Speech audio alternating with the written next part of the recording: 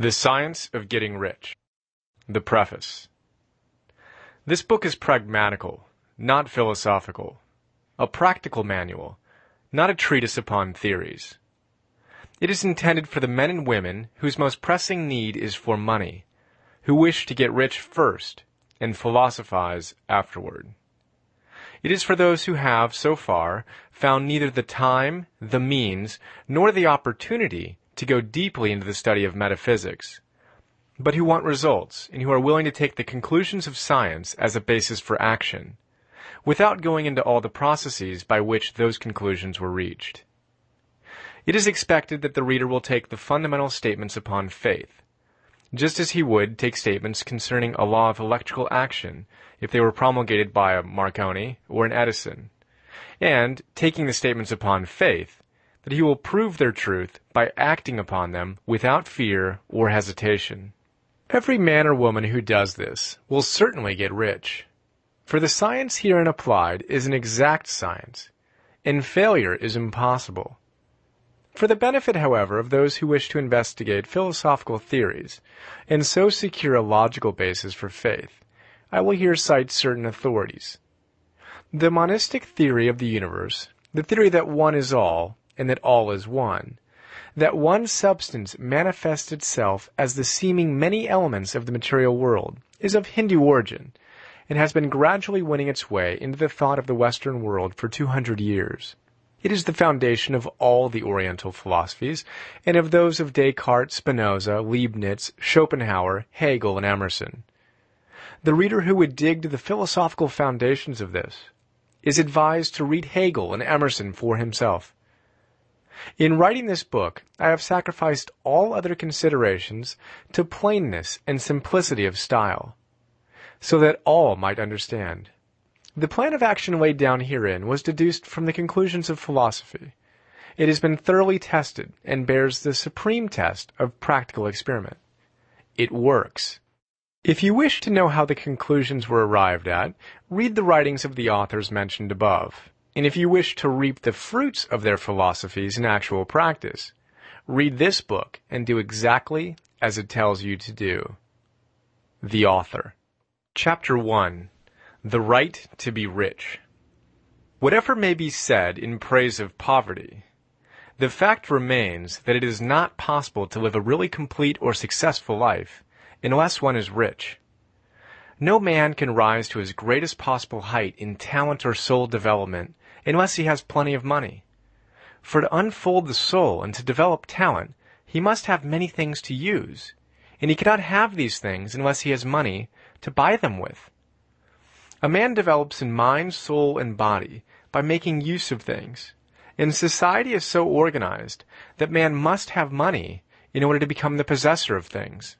Therefore, the basis of all advancement for man must be the science of getting rich. The object of all life is development, and everything that lives has an inalienable right to all the development is capable of attaining. Man's right to life means his right to have the free and unrestricted use of all the things which may be necessary to his fullest mental, spiritual, and physical unfoldment, or, in other words, his right to be rich. In this book, I shall not speak of riches in a figurative way. To be really rich does not mean to be satisfied or contented with a little. No man ought to be satisfied with a little if he is capable of using and enjoying more. The purpose of nature is the advancement and unfoldment of life, and every man should have all that can contribute to the power, elegance, beauty, and richness of life. To be content with less is sinful. The man who owns all he wants for the living of all the life he is capable of living is rich, and no man who has not plenty of money can have all he wants. Life has advanced so far and become so complex that even the most ordinary man or woman requires a great amount of wealth in order to live in a manner that even approaches completeness. Every person naturally wants to become all that they are capable of becoming. This desire to realize innate possibilities is inherent in human nature. We cannot help wanting to be all that we can be. Success in life is becoming what you want to be. You can become what you want to be only by making use of things. and you can have the free use of things only as you become rich enough to buy them. To understand the science of getting rich is therefore the most essential of all knowledge. There is nothing wrong in wanting to get rich. The desire for riches is really the desire for a richer, fuller, and more abundant life, and that desire is praiseworthy. The man who does not desire to live more abundantly is abnormal, and so the man who does not desire to have money enough to buy all he wants is abnormal. There are three motives for which we live. We live for the body, we live for the mind, we live for the soul. No one of these is better or holier than the other.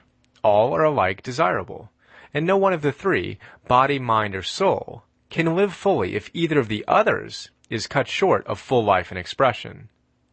It is not right or noble to live only for the soul and deny mind or body, and it is wrong to live for the intellect and deny body or soul. We are all acquainted with the loathsome consequences of living for the body and denying both mind and soul, and we see that real life means the complete expression of all that man can give through body, mind, and soul. Whatever he can say, no man can be really happy or satisfied unless his body is living fully in every function, and unless the same is true of his mind and his soul.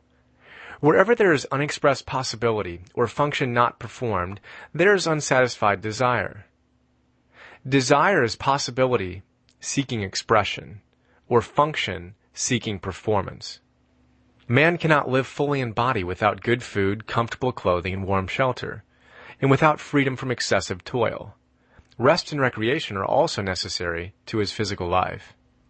He cannot live fully in mind without books and time to study them, without opportunity for travel and observation, or without intellectual companionship. To live fully in mind, he must have intellectual recreations, and must surround himself with all the objects of art and beauty he is capable of using and appreciating. To live fully in soul, man must have love, and love is denied expression by poverty. A man's highest happiness is found in the bestowal of benefits on those he loves. Love finds its most natural and spontaneous expression in giving. The man who has nothing to give cannot fulfill his place as a husband or father, as a citizen, or as a man. It is in the use of material things that a man finds full life for his body, develops his mind, and unfolds his soul. It is therefore of supreme importance to him that he should be rich. It is perfectly right that you should desire to be rich. If you are a normal man or woman, you cannot help doing so. It is perfectly right that you should give your best attention to the science of getting rich, for it is the noblest and most necessary of all studies. If you neglect this study, you are derelict in your duty to yourself, to God and humanity. For you can render to God and humanity no greater service than to make the most of yourself. There is a science of getting rich, and it is an exact science, like algebra or arithmetic. There are certain laws which govern the process of acquiring riches. Once these laws are learned and obeyed by any man, he will get rich with mathematical certainty. The ownership of money and property comes as a result of doing things in a certain way. Those who do things in this certain way, whether on purpose or accidentally, get rich, while those who do not do these things, no matter how hard they work or how able they are, remain poor. It is a natural law that like causes always produce like effects, and therefore any man or woman who learns to do things in this certain way will infallibly get rich. That the above statement is true is shown by the following facts. Getting rich is not a matter of environment, for if it were, all the people in certain neighborhoods would become wealthy. The people of one city would all be rich, while those of other towns would all be poor. Or the inhabitants of one state would roll in wealth, while those of an adjoining state would be in poverty.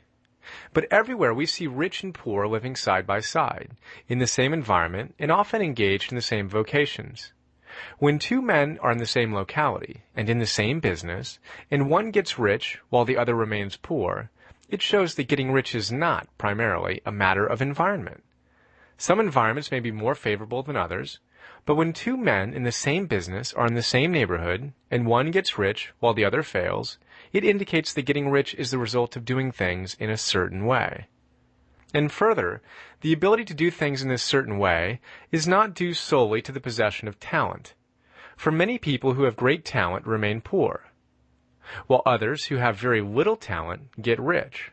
Studying the people who have gotten rich, we find that they are an average lot in all respects, having no greater talents and abilities than other men. It is evident that they do not get rich because they possess talents and abilities that other men have not, but because they happen to do things in a certain way. Getting rich is not the result of saving or thrift. Many very penurious people are poor, while free spenders often get rich. Nor is getting rich due to doing things which others fail to do. For two men in the same business often do almost exactly the same things, and one gets rich while the other remains poor or becomes bankrupt. From all these things, we must come to the conclusion that getting rich is the result of doing things in a certain way. If getting rich is the result of doing things in a certain way, and if like causes always produce like effects, then any man or woman who can do things in that way can become rich, and the whole matter is brought within the domain of exact science. The question arises here, whether this certain way may not be so difficult that only a few may follow it. This cannot be true, as we have seen so far as natural ability is concerned. Talented people get rich, and blockheads get rich. Intellectually brilliant people get rich, and very stupid people get rich. Physically strong people get rich, and weak and sickly people get rich. Some degree of ability to think and understand is, of course, essential. But insofar natural ability is concerned, any man or woman who has sense enough to read and understand these words can certainly get rich. Also, we have seen that it is not a matter of environment. Location counts for something. One would not go to the heart of the Sahara and expect to do successful business. Getting rich involves the necessity of dealing with men, and of being where there are people to deal with. And if these people are inclined to deal in the way you want to deal, so much the better. But that is about as far as environment goes. If anybody else in your town can get rich, so can you. And if anybody else in your state can get rich, so can you. Again, it is not a matter of choosing some particular business or profession. People get rich in every business and in every profession, while their next-door neighbors in the same vocation remain in poverty. It is true that you will do best in a business which you like, and which is congenial to you. And if you have certain talents which are well developed, you will do best in a business which calls for the exercise of those talents. Also, you will do best in a business which is suited to your locality. An ice cream parlor would do better in a warm climate than in Greenland, and a salmon fishery would succeed better in the Northwest than in Florida, where there are no salmon. But aside from these general limitations, getting rich is not dependent upon your engaging in some particular business, but upon your learning to do things in a certain way. If you are now in business, and anybody else in your locality is getting rich in the same business, while you are not getting rich, it is because you are not doing things in the same way that the other person is doing them. No one is prevented from getting rich by lack of capital. True, as you get capital, the increase becomes more easy and rapid. But one who has capital is already rich, and does not need to consider how to become so. No matter how poor you may be, if you begin to do things in a certain way, you will begin to get rich, and you will begin to have capital. The getting of capital is a part of the process of getting rich, and it is a part of the result which invariably follows the doing of things in a certain way. You may be the poorest man on the continent and be deeply in debt. You may have neither friends, influence, nor resources. But if you begin to do things in this way, you must infallibly begin to get rich, for like causes must produce like effects. If you have no capital, you can get capital. If you are in the wrong business, you can get into the right business. If you are in the wrong location, you can go to the right location. And you can do so by beginning in your present business and in your present location to do things in a certain way, which causes success. Chapter 3. Is opportunity monopolized? No man is kept poor because opportunity has been taken away from him, because other people have monopolized the wealth and have put a fence around it. You may be shut off from engaging in business in certain lines, but there are other channels open to you. Probably it would be hard for you to get control of any of the great railroad systems. That field is pretty well monopolized. But the electric railway business is still in its infancy and offers plenty of scope for enterprise. And it will be very few years until traffic and transportation through the air will become a great industry. And in all its branches will give employment to hundreds of thousands, perhaps to millions of people. Why not turn your attention to the development of aerial transportation, instead of competing with J.J. Hill and others for a chance in the steam railway world? It is quite true that if you are a workman in the employ of the Steel Trust, you have very little chance of becoming the owner of the plant in which you work. But it is also true that if you will commence to act in a certain way, you can soon leave the employ of the Steel Trust. You can buy a farm of from 10 to 40 acres and engage in business as a producer of foodstuffs. There is great opportunity at this time for men who will live upon small tracts of land and cultivate the same intensively. Such men will certainly get rich. You may say that it is impossible for you to get the land, but I'm going to prove to you that it is not impossible, and that you can certainly get a farm if you will go to work in a certain way.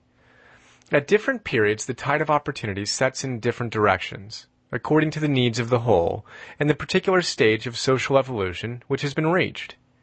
At present, in America, it is setting toward agriculture and the allied industries and professions. Today, opportunity is open before the factory worker, in his line. It is open before the businessman who supplies the farmer more than before the one who supplies the factory worker, and before the professional man who waits upon the farmer more than before the one who serves the working class. There is abundance of opportunity for the man who will go with the tide instead of trying to swim against it. So the factory workers, either as individuals or as a class, are not being deprived of opportunity. The workers are not being kept down by their masters. They're not being ground by the trusts and combinations of capital. As a class, they are where they are because they do not do things in a certain way. If the workers of America chose to do so, they could follow the example of their brothers in Belgium and other countries and establish great department stores and cooperative industries. They could elect men of their own class to office and pass laws favoring the development of such cooperative industries. In a few years, they could take peaceful possession of the industrial field. The working class may become the master class whenever they will begin to do things in a certain way. The law of wealth is the same for them as it is for all others. This they must learn, and they will remain where they are as long as they continue to do as they do. The individual worker, however, is not held down by the ignorance or the mental slothfulness of his class. He can follow the tide of opportunity to riches, and this book will tell him how. No one is kept in poverty by a shortness in the supply of riches. There is more than enough for all. A palace as large as the Capitol at Washington might be built for every family on earth from the building material in the United States alone.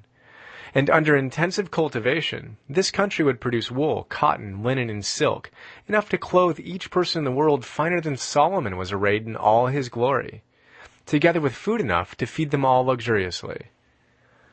The visible supply is practically inexhaustible, and the invisible supply really is inexhaustible. Everything you see on earth is made from one original substance, out of which all things proceed. New forms are constantly being made, and older ones are dissolving, but all are shapes assumed by one thing. There is no limit to the supply of formless stuff or original substance. The universe is made out of it, but it was not all used in making the universe. The spaces in, through, and between the forms of the visible universe are permeated and filled with the original substance, with the formless stuff, with the raw material of all things. 10,000 times as much as has been made might still be made. And even then we should not have exhausted the supply of universal raw material. No man, therefore, is poor because nature is poor, or because there is not enough to go around. Nature is an inexhaustible storehouse of riches. The supply will never run short. Original substance is alive with creative energy and is constantly producing more forms. When the supply of building material is exhausted, more will be produced. When the soil is exhausted so that foodstuffs and materials for clothing will no longer grow upon it, it'll be renewed or more soil will be made. When all the gold and silver has been dug from the earth, if man is still in such a stage of social development that he needs gold and silver, more will be produced from the formless. The formless stuff responds to the needs of man. It will not let him be without any good thing. This is true of man collectively. The race as a whole is always abundantly rich, and if individuals are poor, it is because they do not follow the certain way of doing things, which makes the individual man rich. The formless stuff is intelligent. It is stuff which thinks. It is alive, and is always impelled toward more life. It is the natural and inherent impulse of life to seek to live more.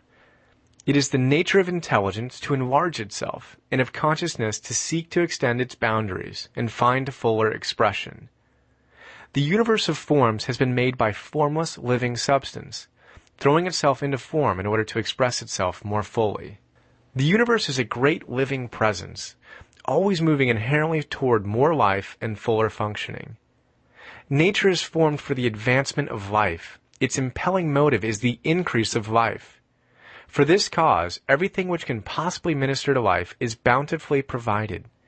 There can be no lack unless God is to contradict himself and nullify his own works. You are not kept poor by lack in the supply of riches. It is a fact which I shall demonstrate a little farther on, that even the resources of the formless supply are at the command of the man or woman who will act and think in a certain way. Chapter 4. The first principle in the science of getting rich. Thought is the only power which can produce tangible riches from the formless substance. The stuff from which all things are made is a substance which thinks, and a thought of form in this substance produces the form. Original substance moves according to its thoughts. Every form and process you see in nature is the visible expression of a thought in original substance. As the formless stuff thinks of a form, it takes that form. As it thinks of a motion, it makes that motion. That is the way all things were created. We live in a thought world, which is part of a thought universe. The thought of a moving universe extended throughout formless substance, and the thinking stuff, moving according to that thought, took the form of systems of planets and maintains that form. Thinking substance takes the form of its thought, and moves according to the thought. Holding the idea of a circling system of suns and worlds, it takes the form of these bodies, and moves them as it thinks. Thinking the form of a slow-growing oak tree, it moves accordingly, and produces the tree, though centuries may be required to do the work. In creating, the formless seems to move according to the lines of motion it has established. The thought of an oak tree does not cause the instant formation of a full-grown tree, but it does start in motion the forces which will produce the tree, along with established lines of growth. Every thought of form held in thinking substance causes the creation of the form, but always, or at least generally, along lines of growth and action already established. The thought of a house of a certain construction, if it were impressed upon formless substance, might not cause the instant formation of the house, but it would cause the turning of creative energies, already working in trade and commerce, into such channels as to result in the speedy building of the house. And if there were no existing channels through which the creative energy could work, then the house would be formed directly from primal substance, without waiting for the slow processes of the organic and inorganic world. No thought of form can be impressed upon original and substance without causing the creation of the form. Man is a thinking center and can originate thought. All the forms that man fashions with his hands must first exist in his thought. He cannot shape a thing until he has thought that thing. And so far man has confined his efforts wholly to the work of his hands. He has applied manual labor to the world of forms, seeking to change or modify those already existing. He has never thought of trying to cause the creation of new forms by impressing his thoughts upon formless substance. When man has a thought form, he takes material from the forms of nature and makes an image of the form which is in his mind. He has so far made little or no effort to cooperate with formless intelligence, to work, quote, with the Father. He has not dreamed that he can, quote, do what he seeth the Father doing. Man reshapes and modifies existing forms by manual labor. He has given no attention to the question whether he may not produce things from formless substance by communicating his thoughts to it. We propose to prove that he may do so. to prove that any man or woman may do so, and to show how. As our first step, we must lay down 3 fundamental propositions. First, we assert that there is one original formless stuff, or substance, from which all things are made. All the seemingly many elements are but different presentations of one element. All the many forms found in organic and inorganic nature are but different shapes, made from the same stuff. And this stuff is thinking stuff. A thought held in it produces the form of a thought. Thought, in thinking substance, produces shapes. Man is a thinking center, capable of original thought. If man can communicate his thought to original thinking substance, he can cause the creation or formation of the thing he thinks about. To summarize this, there is a thinking stuff from which all things are made, and which, in its original state, permeates, penetrates, and fills the inner space of the universe. A thought, in this substance, produces the thing that is imagined by the thought. Man can form things in his thought, and, by impressing his thought upon formless substance, can cause the thing he thinks about to be created. It may be asked if I can prove these statements, and without going into details, I answer that I can do so, both by logic and experience. Reasoning back from the phenomena of form and thought, I come to one original thinking substance. And reasoning forward from the thinking substance, I come to man's power to cause the formation of the thing he thinks about. And by experiment, I find the reasoning true, and this is my strongest proof. If one man who reads this book gets rich by doing what it tells him to do, that is evidence in support of my claim. But if every man who does what it tells him to do gets rich, that is positive proof until someone goes through the process and fails. The theory is true until the process fails, and this process will not fail, for every man who does exactly what this book tells him to do will get rich. I have said that men get rich by doing things in a certain way, and in order to do so, men must become able to think in a certain way. A man's way of doing things is the direct result of the way he thinks about things. To do things in a way you want to do them, you will have to acquire the ability to think the way you want to think. This is the first step toward getting rich. To think what you want to think is to think truth, regardless of appearances. Every man has the natural and inherent power to think what he wants to think, but it requires far more effort to do so than it does to think the thoughts which are suggested by appearances. To think according to appearance is easy. To think truth, regardless of appearances, is laborious and requires the expenditure of more power than any other work man is called upon to perform. There is no labor from which most people shrink, as they do from that of sustained and consecutive thought. It is the hardest work in the world. This is especially true when truth is contrary to appearances. Every appearance in the visible world tends to produce a corresponding form in the mind which observes it, and this can only be prevented by holding the thought of the truth. To look upon the appearance of disease will produce the form of disease in your own mind, and ultimately in your body, unless you hold the thought of the truth, which is that there is no disease. It is only an appearance, and the reality is health. To look upon the appearance of poverty will produce corresponding forms in your own mind, unless you hold to the truth that there is no poverty, there is only abundance. To think health when surrounded by the appearance of disease, or to think riches when in the midst of the appearances of poverty, requires power. But he who acquires the power becomes a master mind. He can conquer fate. He can have what he wants. This power can only be acquired by getting hold of the basic fact which is behind all appearances. And that fact is that there is one thinking substance, from which and by which all things are made. Then we must grasp the truth that every thought held in this substance becomes a form, and that man can so impress his thoughts upon it as to cause them to take form and become visible things. When we realize this, we lose all doubt and fear, for we know that we can create what we want to create. We can get what we want to have, and can become what we want to be. As a first step toward getting rich, you must believe the 3 fundamental statements given previously in this chapter, and in order to emphasize them again, I repeat them here. 1. There is thinking stuff from which all things are made, and which, in its original state, permeates, penetrates, and fills the inner spaces of the universe. 2. A thought in this substance produces the thing that is imaged by the thought. And 3. Man can form things in his thought, and, by impressing his thought upon formless substance, can cause the thing he thinks about to be created. You must lay aside all other concepts of the universe than this monistic one, and you must dwell upon this until it is fixed in your mind and has become your habitual thought.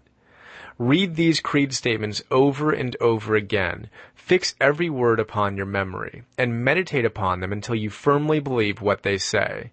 If a doubt comes to you, cast it aside as a sin. Do not listen to arguments against this idea. Do not go to churches or lectures where a contrary concept of things is taught or preached. Do not read magazines or books which teach a different idea. If you get mixed up in your faith, all your efforts will be in vain. Do not ask why these things are true, nor speculate as to how they can be true. Simply take them on trust. The science of getting rich begins with the absolute acceptance of this faith. Chapter 5. Increasing Life. You must get rid of the last vestige of the old idea that there is a deity whose will it is that you should be poor, or whose purposes may be served by keeping you in poverty. The intelligent substance which is all, and which lives in all and lives in you, is a consciously living substance. Being a consciously living substance, it must have the nature and inherent desire of every living intelligence for increase of life.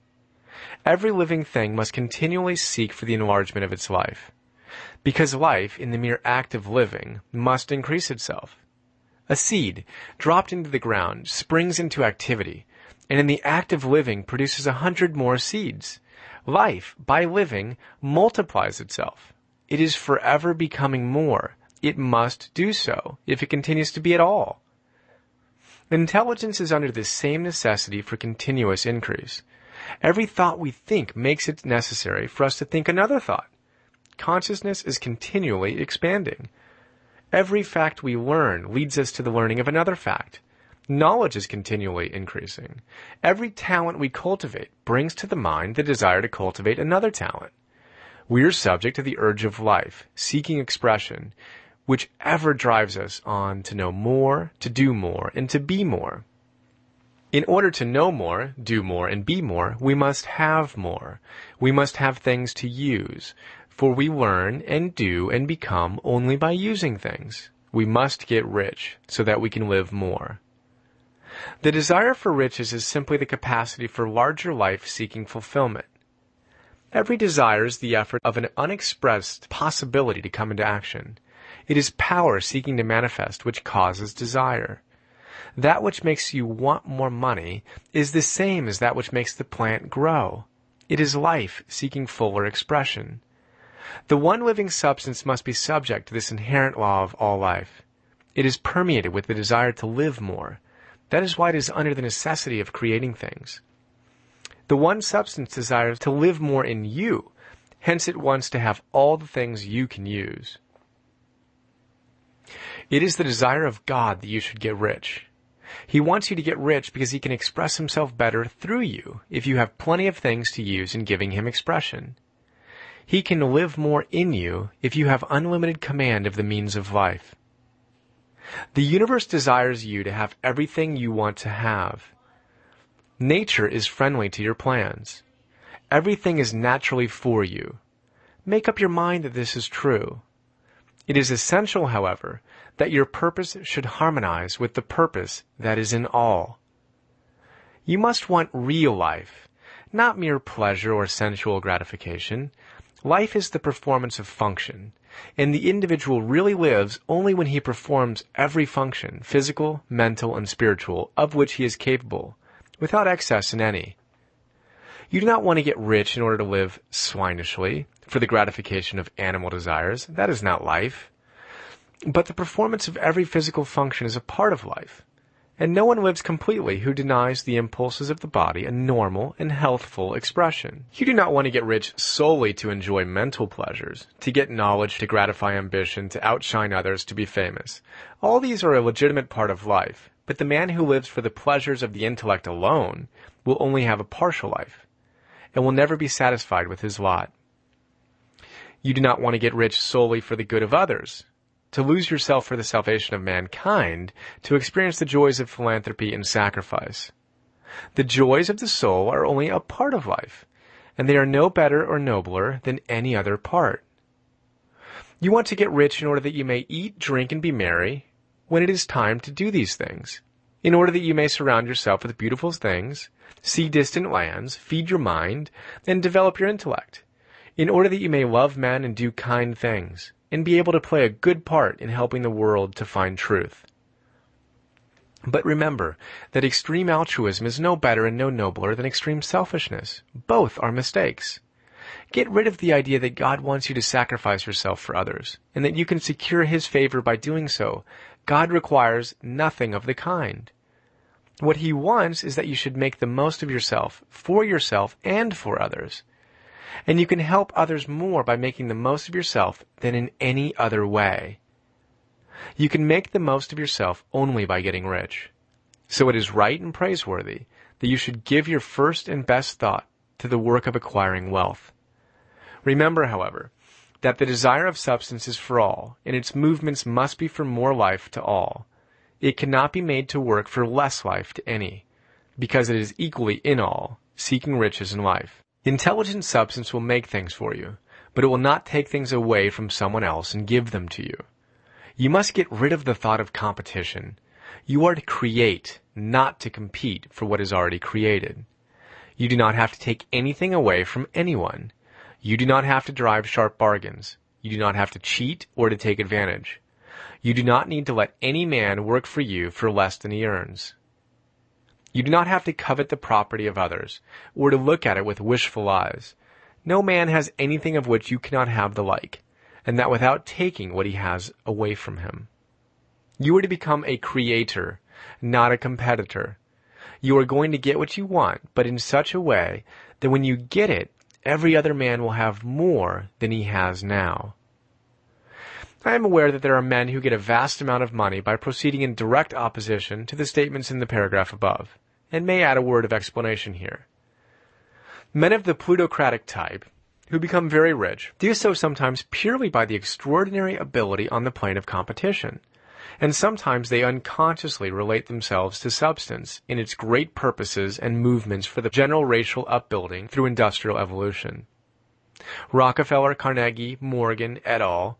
Have been the unconscious agents of the Supreme in the necessary work of systematizing and organizing productive industry, and in the end their work will contribute immensely toward increased life for all. Their day is nearly over. They have organized production and will soon be succeeded by the agents of the multitude, who will organize the machinery of distribution. The multimillionaires are like the monster reptiles of the prehistoric eras. They play a necessary part in the evolutionary process, but the same power which produced them will dispose of them, and it is well to bear in mind that they have never been really rich. A record of the private lives of most of this class will show that they have been really some of the most abject and wretched of the poor. Riches secured on the competitive plane are never satisfactory and permanent. They are yours today and another's tomorrow. Remember, if you are to become rich in a scientific and certain way, you must rise entirely out of the competitive thought. You must never think for a moment that the supply is limited. Just as soon as you begin to think that all the money is being cornered and controlled by bankers and others, and that you must exert yourself to get laws passed to stop this process and so on, in that moment you drop into the competitive mind, and your power to cause creation is gone for the time being. And what is worse, you will probably arrest the creative movements you have already instituted. Know that there are countless millions of dollars worth of gold in the mountains of the earth, not yet brought to light. And know that if there were not, more would be created from thinking substance to supply your needs. Know that the money you need will come, even if it is necessary for 1,000 men to be led to the discovery of new gold mines tomorrow. Never look at the visible supply. Look always at the limitless riches in formless substance, and know that they are coming to you as fast as you can receive and use them. Nobody, by cornering the visible supply, can prevent you from getting what is yours.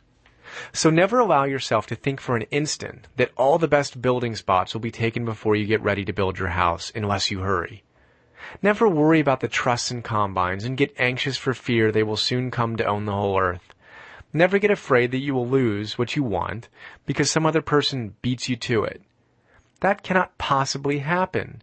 You are not seeking anything that is possessed by anybody else.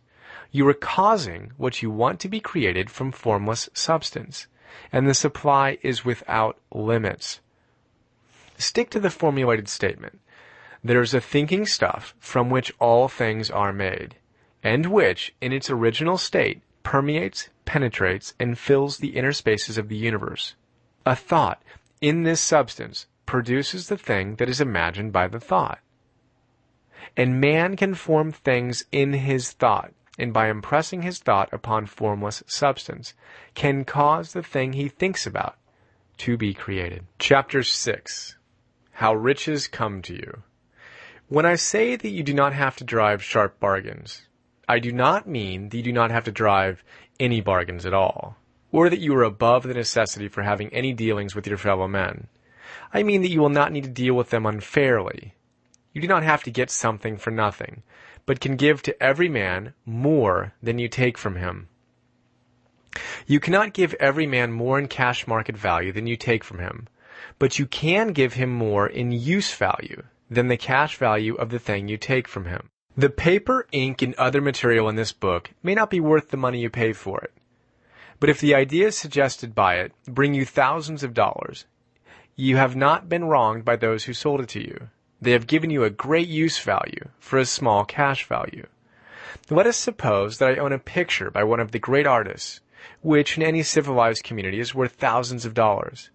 I take it to Baffin Ray, and by salesmanship, induce an Eskimo to give a bundle of furs worth $500 for it. I have really wronged him, for he has no use for the picture. It has no use value to him. It will not add to his life.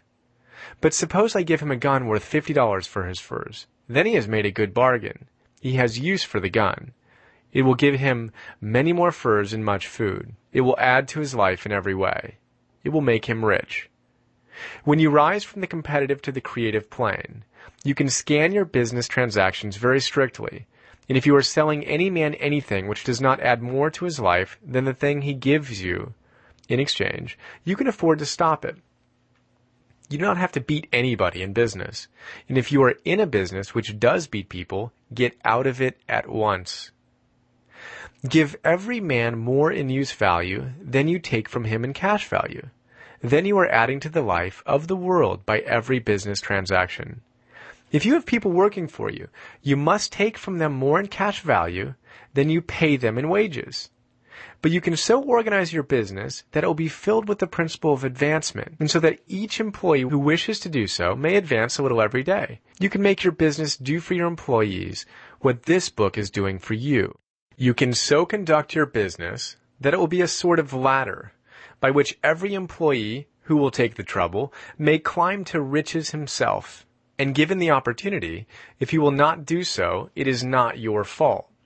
And finally, because you are to cause the creation of your riches from formless substance which permeates all your environment, it does not follow that they are to take shape from the atmosphere and come into being before your eyes. If you want a sewing machine, for instance, I do not mean to tell you that you are to impress the thought of a sewing machine on thinking substance until the machine is formed without hands, in the room where you sit or elsewhere. But if you want a sewing machine, hold the mental image of it with the most positive certainty that it is being made, or is on its way to you. Once forming the thought, have the most absolute and unquestioning faith that the sewing machine is coming. Never think of it or speak of it in any other way than as being sure to arrive. Claim it as already yours. It will be brought to you by the power of the supreme intelligence, acting upon the minds of men.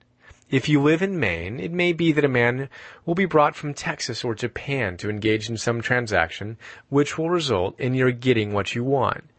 If so, the whole matter will be as much to that man's advantage as it is to yours. Do not forget for a moment that the thinking substance is through all, in all, communicating with all, and can influence all. The desire of thinking substance for fuller life and better living has caused the creation of all the sewing machines already made, and it can cause the creation of millions more, and will, whenever men set it in motion by desire and faith, and by acting in a certain way. You can certainly have a sewing machine in your house, and it is just as certain that you can have any other thing or things which you want, and which you will use for the advancement of your own life and the lives of others. You need not hesitate about asking largely. It is your Father's pleasure to give you the kingdom, said Jesus. Original substance wants to live all that is possible in you, and wants you to have all that you can or will use for the living of the most abundant life. If you fix upon your consciousness the fact that the desire you feel for the possession of riches is one with the desire of omnipotence for more complete expression, your faith becomes invincible. Once I saw a little boy sitting at a piano and vainly trying to bring harmony out of the keys, and I saw that he was grieved and provoked by his inability to play real music. I asked him the cause of his vexation, and he answered, "I can feel the music in me, but I can't make my hands go right." The music in him was the urge of original substance, containing all the possibilities of life. All that there is of music was seeking expression through the child. God, the one substance, is trying to live and do and enjoy things through humanity. He is saying, I want hands to build wonderful structures, to play divine harmonies, to paint glorious pictures. I want feet to run my errands, eyes to see my beauties, tongues to tell mighty truths, and to sing marvelous songs, and so on. All that there is of possibility is seeking expression through men. God wants those who can play music to have pianos and every other instrument, and to have the means to cultivate their talents to the fullest extent. He wants those who can appreciate beauty to be able to surround themselves with beautiful things. He wants those who can discern truth to have every opportunity to travel and observe. He wants those who can appreciate dress to be beautifully clothed, and those who can appreciate good food to be luxuriously fed. He wants all these things because it is himself that enjoys and appreciates them. It is God who wants to play and sing and enjoy beauty, and proclaim truth and wear fine clothes and eat good foods. It is God that worketh in you to will and to do, said Paul. The desire you feel for riches is the infinite, seeking to express himself in you as he sought to find expression in the little boy at the piano. So you need not hesitate to ask largely. Your part is to focalize and express the desire to God. This is a difficult point with most people. They retain something of the old idea that poverty and self-sacrifice are pleasing to God. They look upon poverty as a part of the plan, a necessity of nature. They have the idea that God has finished his work and made all that he can make, and that the majority of men must stay poor because there is not enough to go around. They hold to so much of this erroneous thought that they feel ashamed to ask for wealth. They try not to want more than a very modest competence, just enough to make them fairly comfortable. I recall now the case of one student who was told that he must get in mind a clear picture of the things he desired, so that the creative thought of them might be impressed on formless substance. He was a very poor man living in a rented house, and having only what he earned from day to day, and he could not grasp the fact that all wealth was his. So after thinking the matter over, he decided that he might reasonably ask for a new rug for the floor of his best room, and an anthracite coal stove to heat the house during the cold weather. Following the instructions given in this book, he obtained these things in a few months, and then it dawned upon him that he had not asked enough. He went through the house in which he lived, and planned all the improvements he would like to make in it. He mentally added a bay window here and a room there until it was complete in his mind as his ideal home, and then he planned its furnishings. Holding the whole picture in his mind, he began living in this certain way, and moving toward what he wanted. and he owns the house now, and is rebuilding it after the form of his mental image. And now, with still larger faith, he is going on to get greater things. And it has been unto him according to his faith. Chapter 7. Gratitude. The illustrations given in the last chapter will have conveyed to the reader the fact that the first step toward getting rich is to convey the idea of your wants to the formless substance. This is true, and you will see that in order to do so it becomes necessary to relate yourself to the formless intelligence in a harmonious way. To secure this harmonious relation is a matter of such primary and vital importance that I shall give you some space to its discussion here, and give you instructions which, if you will follow them, will be certain to bring you into the perfect unity of mind with God. The whole process of mental adjustment and atonement can be summed up in one word: gratitude. First, you believe that there is one intelligent substance from which all things proceed. Second, you believe that this substance gives you everything you desire. And third, you relate yourself to it by a feeling of deep and profound gratitude. Many people who order their lives rightly in all other ways are kept in poverty by their lack of gratitude. Having received one gift from God, they cut the wires which connect them with Him by failing to make acknowledgement. It is easy to understand that the nearer we live to the source of wealth, the more wealth we shall receive. And it is easy also to understand that the soul that is always grateful lives in closer touch with God than the one which never looks to Him in thankful acknowledgement. The more gratefully we fix our minds on the Supreme when good things come to us, the more good things we will receive, and the more rapidly they will come. And the reason simply is that the mental attitude of gratitude draws the mind into closer touch with the source from which the blessings come. If it is a new thought to you that gratitude brings your whole mind into closer harmony with the creative energies of the universe, consider it well, and you will see that it is true. The good things you already have come to you along the lines of obedience to certain laws. Gratitude will lead your mind out along the ways by which things come, and it will keep you in close harmony with creative thought and prevent you from falling into competitive thought.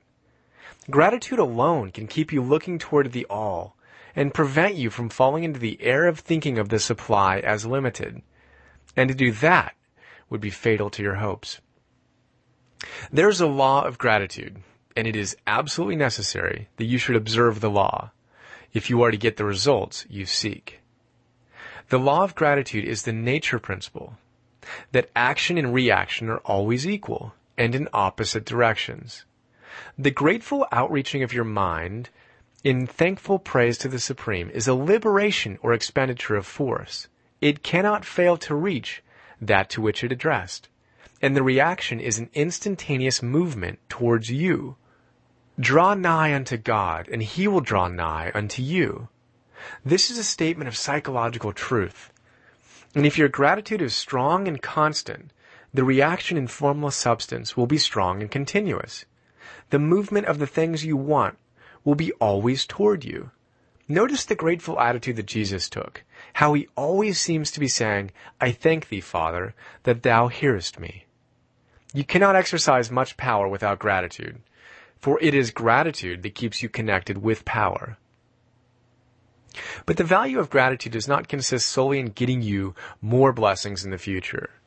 Without gratitude, you cannot long keep from dissatisfied thought regarding things as they are. The moment you permit your mind to dwell with dissatisfaction upon things as they are, you begin to lose ground. You fix attention upon the common, the ordinary, the poor, and the squalid and mean, and your mind takes the form of these things. Then you will transmit these forms or mental images to the formless, and the common, the poor, the squalid, and the mean will come to you.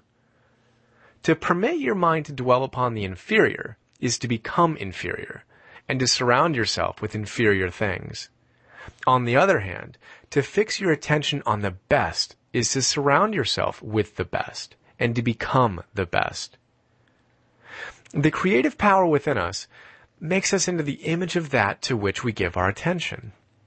We are thinking substance, and thinking substance always takes the form of that which it thinks about. The grateful mind is constantly fixed upon the best, Therefore, it tends to become the best. It takes the form or character of the best and will receive the best. Also, faith is born of gratitude. The grateful mind continually expects good things, and expectation becomes faith. The reaction of gratitude upon one's mind produces faith, and every outgoing wave of grateful thanksgiving increases faith. He who has no feeling of gratitude cannot long retain a living faith. And without a living faith, you cannot get rich by the creative method, as we shall see in the following chapters. It is necessary, then, to cultivate the habit of being grateful for every good thing that comes to you, and to give thanks continuously. And because all things have contributed to your advancement, you should include all things in your gratitude. Do not waste time thinking or talking about the shortcomings or wrong actions of plutocrats or trust magnates. Their organization of the world has made your opportunity. All you get really comes to you because of them. Do not rage against corrupt politicians. If it were not for politicians, we should fall into anarchy, and your opportunity would be greatly lessened. God has worked a long time and very patiently to bring us to where we are in industry and government, and He is going right on with His work. There is not the least doubt that He will do away with plutocrats, trust magnates, captains of industry, and politicians as soon as they can be spared. But in the meantime, behold, they are all very good. Remember that they are helping to arrange the lines of transmission, along which your riches will come to you, and be grateful to them all. This will bring you into harmonious relations with the good in everything, and the good in everything will move toward you. And it is so with you and with all of us. Chapter 8. Thinking in the Certain Way. Turn back to chapter 6 and read again the story of the man who formed a mental image of his house, and you will get a fair idea of the initial step toward getting rich. You must form a clear and definite mental picture of what you want. You cannot transmit an idea unless you have it yourself. You must have it before you can give it. And many people fail to impress thinking substance because they have themselves only a vague and misty concept of the things they want to do, to have, or to become. It is not enough that you should have a general desire for wealth to, quote, do good with. Everybody has that desire.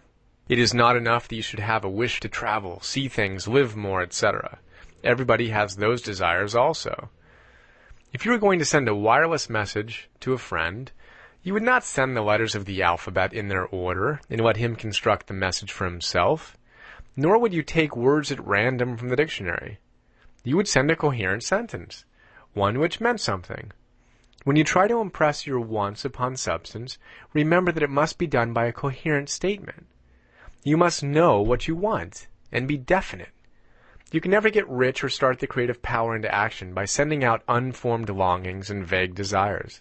Go over your desires just as the man I have described went over his house. See just what you want and get a clear mental picture of it as you wish it to look when you get it. That clear mental picture you have must be continually in your mind, as the sailor has in his mind the port toward which he is sailing the ship. You must keep your face toward it all the time. You must no more lose sight of it than the steersman loses sight of the compass. It is not necessary to take exercises in concentration, nor to set apart special times for prayer and affirmation, nor to, quote, go into the silence, nor to do occult stunts of any kind.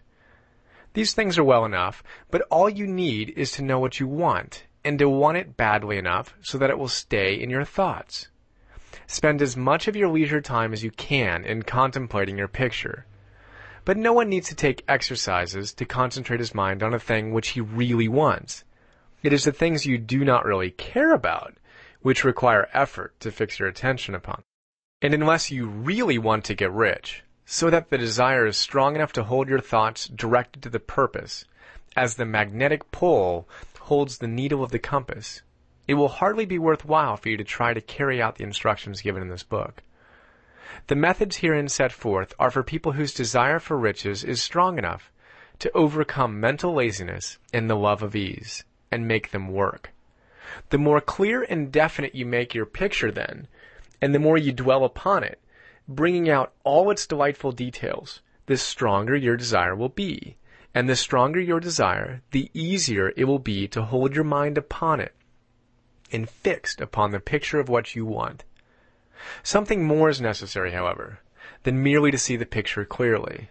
If that is all you do, you're only a dreamer, and you will have little or no power for accomplishment. Behind your clear vision must be the purpose to realize it, to bring it out in tangible expression. And behind this purpose must be an invincible and unwavering faith that the thing is already yours, that it is at hand, and you have only to take possession of it. Live in the new house mentally until it takes form around you physically. In the mental realm, enter at once into full enjoyment of the things you want. Whatsoever things you ask for when ye pray, believe that ye receive them, and ye shall have them, said Jesus. See the things you want as if they were actually around you all the time. See yourself as owning and using them. Make use of them in imagination. Dwell upon your mental picture until it is clear and distinct, and then take the mental attitude of ownership toward everything in that picture. Take possession of it, in mind, in the full faith that it is actually yours. Hold to this mental ownership. Do not waver for an instant in the faith that it is real. And remember what was said in a preceding chapter about gratitude. Be as thankful for it all the time as you expect to be when it has taken form. The man who can sincerely thank God for the things which as yet he owns only in imagination has real faith. He will get rich. He will cause the creation of whatsoever he wants.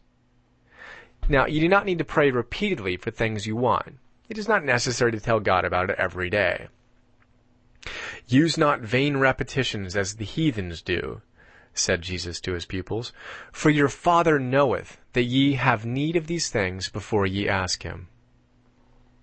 Your part is to intelligently formulate your desire for the things which make for a larger life, and to get these desires arranged into a coherent whole, and then to impress this whole desire upon the formless substance, which has the power and the will to bring you what you want. You do not make this impression by repeating strings of words. You make it by holding the vision with unshakable purpose to attain it, and with steadfast faith that you will attain it. The answer to prayer is not according to your faith while you are talking, but according to your faith while you are working. You cannot impress the mind of God by having a special Sabbath day set apart to tell him what you want, and then forgetting him during the rest of the week. You cannot impress him by having special hours to go into your closet and pray, if you then dismiss the matter from your mind until the hour of prayer comes again. Oral prayer is well enough and has its effect, especially upon yourself, in clarifying your vision and strengthening your faith. But it is not your oral petitions which get you what you want. In order to get rich, you do not need a sweet hour of prayer. You need to pray without ceasing. And by prayer, I mean holding steadily to your vision with the purpose to cause its creation into solid form, and the faith that you are doing so. Believe that ye receive them. The whole matter turns on receiving, once you have clearly formed your vision. When you have formed it, it is well to make an oral statement addressing the supreme in reverent prayer, and from that moment you must, in mind, receive what you ask for. Live in the new house. Wear the fine clothes, ride in the automobile, go on the journey, and confidently plan for greater journeys. Think and speak of all the things you have asked for in terms of actual present ownership. Imagine an environment and a financial condition exactly as you want them, and live all the time in that imaginary environment and financial condition. Mind, however, that you do not do this as a mere dreamer and castle builder. Hold to the faith that the imaginary is being realized, and to the purpose to realize it. Remember that it is faith and purpose in the use of the imagination which make the difference between the scientist and the dreamer. And having learned this fact, it is here that you must learn the proper use of the will. Chapter 9. How to use the will. To set about getting rich in a scientific way, you do not try to apply your willpower to anything outside of yourself. You have no right to do so anyway. It is wrong to apply your will to other men and women in order to get them to do what you wish done. It is as flagrantly wrong to coerce people by mental power as it is to coerce them by physical power. If compelling people by physical force to do things for you reduces them to slavery, compelling them by mental means accomplishes exactly the same thing. The only difference is in methods. If taking things from people by physical force is robbery, then taking things by mental force is robbery also. There is no difference in principle. You have no right to use your willpower upon another person, even if for his own good, for you do not know what is for his good. The science of getting rich does not require you to apply power or force to any person in any way whatsoever. There is not the slightest necessity for doing so. Indeed, any attempt to use your will upon others will only tend to defeat your purpose. You do not need to apply your will to things in order to compel them to come to you. That would simply be trying to coerce God, and would be foolish and useless, as well as irreverent. You do not have to compel God to give you good things, any more than you have to use your willpower to make the sun rise. You do not have to use your willpower to conquer an unfriendly deity, or to make stubborn and rebellious forces do your bidding.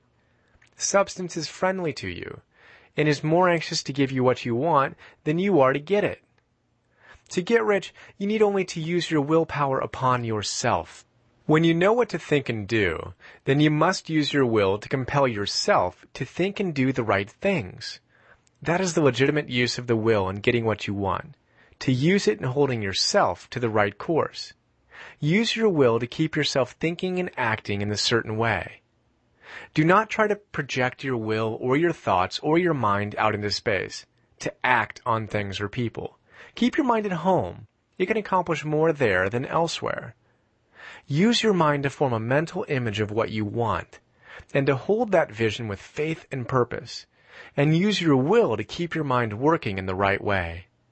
The more steady and continuous your faith and purpose, the more rapidly you will get rich, because you will make only positive impressions upon substance, and you will not neutralize or offset them by negative impressions. The picture of your desires, held with faith and purpose, is taken up by the formless, and permeates it to great distances, throughout the universe for all I know. As this impression spreads, all things are set moving towards its realization. Every living thing, every inanimate thing, and the things yet uncreated, are stirred toward bringing it into being. All force begins to be exerted in that direction. All things begin to move toward you. The minds of people everywhere are influenced toward doing the things necessary to the fulfilling of your desires, and they work for you unconsciously.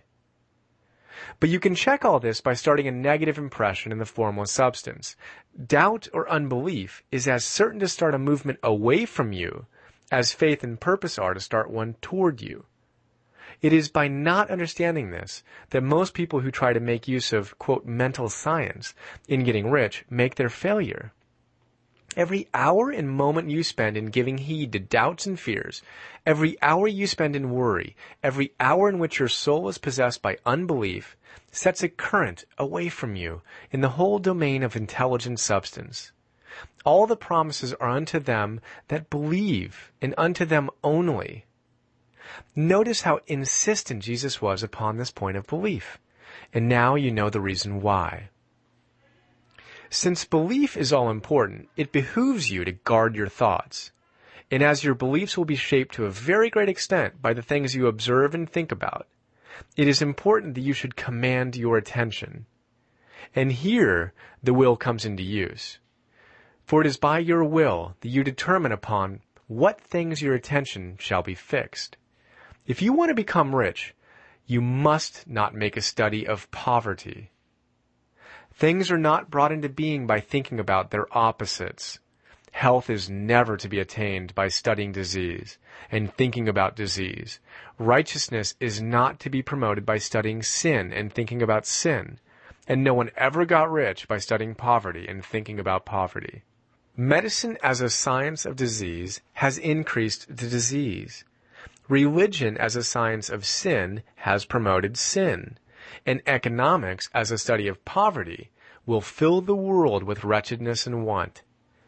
Do not talk about poverty. Do not investigate it or concern yourself with it. Never mind what its causes are. You have nothing to do with them. What concerns you is the cure. Do not spend your time in charitable work or charity movements. All charity only tends to perpetuate the wretchedness it aims to eradicate. I do not say that you should be hard-hearted or unkind and refuse to hear the cry of need, but you must not try to eradicate poverty in any of the conventional ways. Put poverty behind you, and put all that pertains to it behind you, and make good. Get rich. That is the best way you can help the poor. And you cannot hold the mental image which is to make you rich if you fill your mind with pictures of poverty. Do not read books or papers which give circumstantial accounts of the wretchedness of the tenement dwellers, of the horrors of child labor, and so on. Do not read anything which fills your mind with gloomy images of want and suffering. You cannot help the poor in the least by knowing about these things, and the widespread knowledge of them does not tend at all to do away with poverty. What tends to do away with poverty is not the getting of pictures of poverty into your mind, but getting pictures of wealth into the minds of the poor. You are not deserting the poor in their misery when you refuse to allow your mind to be filled with pictures of that misery. Poverty can be done away with, not by increasing the number of well-to-do people who think about poverty, but by increasing the number of poor people who purpose with faith to get rich. The poor do not need charity, they need inspiration. Charity only sends them a loaf of bread to keep them alive in their wretchedness, or it gives them an entertainment to make them forget for an hour or two. But inspiration will cause them to rise out of their misery. If you want to help the poor, demonstrate to them that they can become rich. Prove it by getting rich yourself. The only way in which poverty will ever be banished from this world is by getting a large and constantly increasing number of people to practice the teachings of this book. People must be taught to become rich by creation, not by competition. Every man who becomes rich by competition throws down behind him the ladder by which he rises, and keeps others down. But every man who gets rich by creation opens a way for thousands to follow him, and inspires them to do so. You are not showing hardness of heart or an unfeeling disposition when you refuse to pity poverty. See poverty, read about poverty, or to think or talk about it, or to listen to those who do talk about it. Use your willpower to keep your mind off the subject of poverty, and to keep it fixed with faith and purpose on the vision of what you want.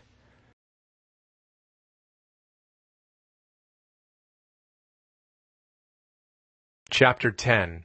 Further use of the will. You cannot retain a true and clear vision of wealth if you are constantly turning your attention to opposing pictures, whether they be external or imaginary. Do not tell of your past troubles of a financial nature. If you have had them, do not think of them at all. Do not tell of the poverty of your parents or the hardships of your early life. To do any of these things is to mentally class yourself with the poor for the time being, and it will certainly check the movement of things in your direction. Let the dead bury their dead, as Jesus said. Put poverty and all things that pertain to poverty completely behind you. You have accepted a certain theory of the universe as being correct, and are resting all your hopes of happiness on its being correct. And what can you gain by giving heed to conflicting theories? Do not read religious books which tell you that the world is soon coming to an end, and do not read the writing of muckrakers and pessimistic philosophers who tell you that it is going to the devil. The world is not going to the devil, it is going to God. It is wonderful becoming. True, there may be a good many things in existing conditions which are disagreeable, but what is the use of studying them when they are certainly passing away, and when the study of them only tends to check their passing and keep them with us? Why give time and attention to things which are being removed by evolutionary growth, when you can hasten their removal only by promoting the evolutionary growth as far as your part of it goes? No matter how horrible and seeming may be the conditions in certain countries, sections, or places, you waste your time and destroy your own chances by considering them. You should interest yourself in the world's becoming rich. Think of the riches the world is coming into, instead of the poverty it is growing out of. And bear in mind that the only way in which you can assist the world in growing rich is by growing rich yourself through the creative method, not the competitive one. Give your attention wholly to riches. Ignore poverty. Whenever you think or speak of those who are poor, think and speak of them as those who are becoming rich, and those who are to be congratulated rather than pitied. Then they and others will catch the inspiration and begin to search for the way out.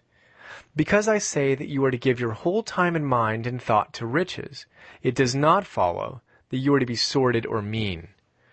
To become really rich is the noblest aim you can have in life, for it includes everything else. On the competitive plane, the struggle to get rich is a godless scramble for power over other men. But when we come into the creative mind, all this is changed. All that is possible in the way of greatness and soul unfoldment, of service and lofty endeavor, comes by way of getting rich. All is made possible by the use of things. If you lack for physical health, you will find that the attainment of it is conditioned on your getting rich. Only those who are emancipated from financial worry, and who have the means to live a carefree existence and follow hygienic practices, can have and retain health. Moral and spiritual greatness is possible only to those who are above the competitive battle for existence, and only those who are becoming rich on the plane of creative thought are free from the degrading influences of competition. If your heart is set on domestic happiness, remember that love flourishes best where there is refinement, a high level of thought, and freedom from corrupting influences. And these are to be found only where riches are attained by the exercise of creative thought, without strife or rivalry. You could aim at nothing so great or noble, I repeat, as to become rich. And you must fix your attention upon your mental pictures of riches, to the exclusion of all that may tend to dim or obscure that vision. You must learn to see the underlying truth in all things. You must see beneath all seemingly wrong conditions the great one life, ever moving forward toward fuller expression and more complete happiness. It is the truth that there is no such thing as poverty, that there is only wealth. Some people remain in poverty because they are ignorant of the fact that there is wealth for them, and these can best be taught by showing them the way to affluence in your own person and practice. Others are poor because, while they feel that there is a way out, they are too intellectually indolent to put forth the mental effort necessary to find that way and travel it. And for these, the very best thing you can do is to arouse their desire by showing them the happiness that comes from being rightly rich. Others still are poor because, while they have some notion of science, they have become so swamped and lost in the maze of metaphysical and occult theories that they do not know which road to take. They try a mixture of many systems and fail in all. For these, again, the very best thing to do is to show them the right way in your own person and practice. An ounce of doing things is worth a pound of theorizing. The very best thing you can do for the whole world is to make the most of yourself. You can serve God and man in no more effective way than by getting rich. That is, if you get rich by the creative method, and not by the competitive one. Another thing, we assert that this book gives in detail the principles of the science of getting rich. And if that is true, you do not need to read any other book upon the subject. This may sound narrow and egotistical, but consider, there is no more scientific method of computation in mathematics than by addition, subtraction, multiplication, and division. No other method is possible. There can be but one shortest distance between 2 points. There is only one way to think scientifically, and that is to think in the way that leads by the most direct and simple route to the goal. No man has yet formulated a briefer or less complex system than the one set forth herein. It has been stripped of all non-essentials. When you commence on this, lay all others aside. Put them out of your mind altogether. Read this book every day. Keep it with you. Commit it to memory. And do not think about other systems and theories. If you do, you will begin to have doubts, and to be uncertain and wavering in your thought, and then you will begin to make failures. After you have made good and become rich, you may study other systems as much as you please. But until you are quite sure that you have gained what you want, do not read anything on this line but this book, unless it be the authors mentioned in the preface. and read only the most optimistic comments on the world's news, those in harmony with your picture. Also, postpone your investigations into the occult. Do not dabble in theosophy, spiritualism, or kindred studies. It is very likely that the dead still live and are near. But if they are, let them alone. Mind your own business. Wherever the spirits of the dead may be, they have their own work to do and their own problems to solve, and we have no right to interfere with them. We cannot help them, and it is very doubtful whether they can help us, or whether we have any right to trespass upon their time if they can. Let the dead and the hereafter alone, and solve your own problem. Get rich. If you begin to mix with the occult, you will start mental cross-currents, which will surely bring your hopes to shipwreck. Now, this and the preceding chapters have brought us to the following statement of these basic facts. There is a thinking stuff from which all things are made, and which, in its original state, permeates, penetrates, and fills the inner spaces of the universe. A thought, in this substance, produces the thing that is imagined by the thought. Man can form things in his thought, and, by impressing his thought upon formless substance, can cause the thing he thinks about to be created. In order to do this, man must pass from the competitive to the creative mind. He must form a clear mental picture of the things he wants, and hold this picture in his thoughts, with the fixed purpose to get what he wants, and the unwavering faith that he does get what he wants, closing his mind against all that may tend to shake his purpose, dim his vision, or quench his faith. In addition to all this, we shall now see that he must live and act in a certain way. Chapter 11. Acting in a certain way. Thought is the creative power, or the impelling force which causes the creative power to act. Thinking in a certain way will bring riches to you, but you must not rely upon thought alone, paying no attention to personal action. That is the rock upon which many otherwise scientific metaphysical thinkers meet shipwreck, the failure to connect thought with personal action. We have not yet reached the stage of development, even supposing such a stage to be possible, in which man can create directly from formless substance without nature's processes or the work of human hands. Man must not only think, but his personal action must supplement his thought. By thought you can cause the gold in the hearts of the mountains to be impelled toward you, but it will not mine itself, refine itself, coin itself into double eagles, and come rolling along the road seeking its way into your pocket. Under the impelling power of the Supreme Spirit, men's affairs will be so ordered that someone will be led to mine the gold for you. Other men's business transactions will be so directed that the gold will be brought toward you. And you must so arrange your own business affairs that you may be able to receive it when it comes to you. Your thought makes all things, animate and inanimate, work to bring you what you want. But your personal activity must be such that you can rightly receive what you want when it reaches you. You are not to take it as charity, nor to steal it. You must give every man more in use value than he gives you in cash value.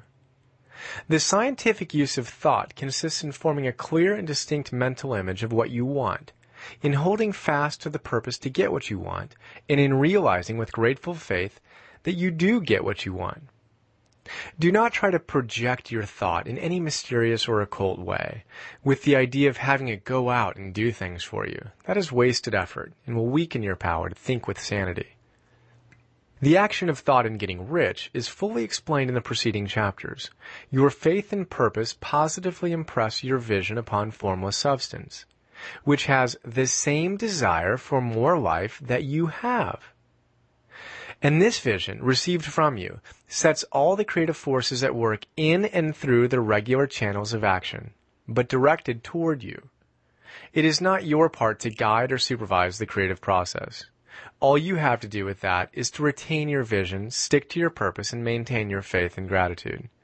But you must act in a certain way, so that you can appropriate what is yours when it comes to you, so that you can meet the things you have in your picture, and put them in their proper places as they arrive. You can really see the truth of this When things reach you, they will be in the hands of other men. You will ask an equivalent for them. And you can only get what is yours by giving the other man what is his. Your pocketbook is not going to be transformed into a Fortunata's purse, which shall be always full of money without effort on your part. This is the crucial point in the science of getting rich, right here, where thought and personal action must be combined. There are very many people who, consciously or unconsciously, set the creative forces in action by the strength and persistence of their desires, but who remain poor because they do not provide for the reception of the thing they want when it comes. By thought, the thing you want is brought to you. By action, you receive it. Whatever your action is to be, it is evident that you must act now. You cannot act in the past, and it is essential to the clearness of your mental vision that you dismiss the past from your mind. You cannot act in the future, for the future is not here yet. And you cannot tell how you will want to act in any future contingency until that contingency has arrived. Because you are not in the right business or the right environment now, do not think that you must postpone action until you get into the right business or environment. And do not spend time in the present, taking thought as to the best course in possible future emergencies. Have faith in your ability to meet any emergency when it arrives. If you act in the present with your mind on the future, your present action will be both divided and not effective. Put your whole mind into present action. Do not give your creative impulse to original substance, and then sit down and wait for results. If you do, you will never get them. Act now. There is never any time but now, and there never will be any time but now. If you are ever to begin to make ready for the reception of what you want, you must begin now. And your action, whatever it is, must most likely be in your present business or employment, and must be upon the persons and things in your present environment. You cannot act where you are not. You cannot act where you have been, and you cannot act where you are going to be. You can act only where you are. Do not bother as to whether yesterday's work was done well or not. Do today's work well. Do not try to do tomorrow's work now. There will be plenty of time to do that when you get to it. Do not try by occult or mystical means to act on people or things that are out of your reach. Do not wait for a change of environment before you act. Get a change of environment by action. You can so act upon the environment in which you are now as to cause yourself to be transferred to a better environment. Hold with faith and purpose the vision of yourself in the better environment, but act upon your present environment with all your heart and with all your strength and with all your mind. Do not spend any time in daydreaming or castle building. Hold to the one vision of what you want and act now. Do not cast about seeking some new thing to do or some strange, unusual, or remarkable action to perform as a first step toward getting rich. It is probable that your actions, at least for some time to come, will be those you have been performing for some time past. But you are to begin now to perform these actions in this certain way, which will surely make you rich. If you are engaged in some business and feel that it is not the right one for you, do not wait until you get into the right business before you begin to act. Do not feel discouraged or sit down and lament because you are misplaced. No man was ever so misplaced that he could not find the right place, and no man ever became so involved in the wrong business but that he couldn't get into the right business. Hold the vision of yourself in the right business with the purpose to get into it, and the faith that you will get into it and are getting into it, but act in your present business. Use your present business as the means of getting a better one, and use your present environment as the means of getting into a better one. Your vision of the right business, if held with faith and purpose, will cause the Supreme to move the right business toward you, and your action, if performed in a certain way, will cause you to move toward the business. If you are an employee or a wage earner and feel that you must change places in order to get what you want, do not project your thought into space and rely upon it to get you another job. It will probably fail to do so. Hold the vision of yourself in the job you want while you act with faith and purpose on the job you have, and you will certainly get the job you want. Your vision and faith will set the creative force in motion to bring it toward you, and your action will cause the forces in your environment to move you toward the place you want. In closing this chapter, we will add another statement to our syllabus. There is a thinking stuff from which all things are made, and which, in its original state, permeates, penetrates, and fills the inner spaces of the universe. A thought in this substance produces the thing that is imaged by the thought.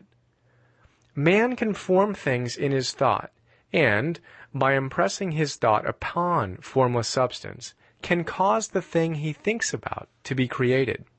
In order to do this, man must first pass from the competitive to the creative mind. He must form a clear mental picture of the things he wants, and hold this picture in his thoughts, with the fixed purpose to get what he wants, and the unwavering faith that he does get what he wants, closing his mind to all that may tend to shake his purpose, dim his vision, or quench his faith. That he may receive what he wants when it comes, man must act now upon the people and things in his present environment. Chapter 12. Efficient Action. You must use your thought as directed in previous chapters, and begin to do what you can do where you are, and you must do all that you can do where you are. You can advance only by being larger than your present place, and no man is larger than his present place who leaves undone any of the work pertaining to that place. The world is advanced only by those who more than fill their present places. If no man quite filled his present place, you can see that there must be a going backward in everything. Those who do not quite fill their present places are dead weight upon society, government, commerce, and industry. They must be carried along by others at a great expense. The progress of the world is retarded only by those who do not fill the places they are holding. They belong to a former age in a lower stage or plane of life, and their tendency is toward degeneration. No society could advance if every man was smaller than his place. Social evolution is guided by the law of physical and mental evolution. In the animal world, evolution is caused by excess of life. When an organism has more life than can be expressed in the functions of its own plane, it develops the organs of a higher plane, and a new species is originated. There never would have been new species had there not been organisms which more than filled their places. The law is exactly the same for you. Your getting rich depends upon your applying this principle to your own affairs. Every day is either a successful day or a day of failure. And it is the successful days which get you what you want. If every day is a failure, you can never get rich, while if every day is a success, you cannot fail to get rich. If there is something that may be done today and you do not do it, you have failed insofar as that thing is concerned, and the consequences may be more disastrous than you imagine. You cannot foresee the results of even the most trivial act. You do not know the workings of all the forces that have been set moving in your behalf. Much may be depending on your doing some simple act. It may be the very thing which is to open the door of opportunity to very great possibilities. You can never know all the combinations which supreme intelligence is making for you in the world of things and of human affairs. Your neglect or failure to do some small thing may cause a long delay in getting what you want. Do every day all that can be done that day. There is, however, a limitation or qualification of the above that you must take into account. You are not to overwork, nor to rush blindly into your business in the effort to do the greatest possible number of things in the shortest possible time. You are not to try to do tomorrow's work today, nor to do a week's work in a day. It is really not the number of things you do, but the efficiency of each separate action that counts. Every act is, in itself, either a success or a failure. Every act is, in itself, either effective or inefficient. Every inefficient act is a failure. And if you spend your life in doing inefficient acts, your whole life will be a failure. The more things you do, the worse for you, if all your acts are inefficient ones. On the other hand, every efficient act is a success in itself, And if every act of your life is an efficient one, your whole life must be a success. The cause of failure is doing too many things in an inefficient manner, and not doing enough things in an efficient manner. You will see that it is self-evident proposition that if you do not do any inefficient acts, and if you do a sufficient number of efficient acts, you will become rich.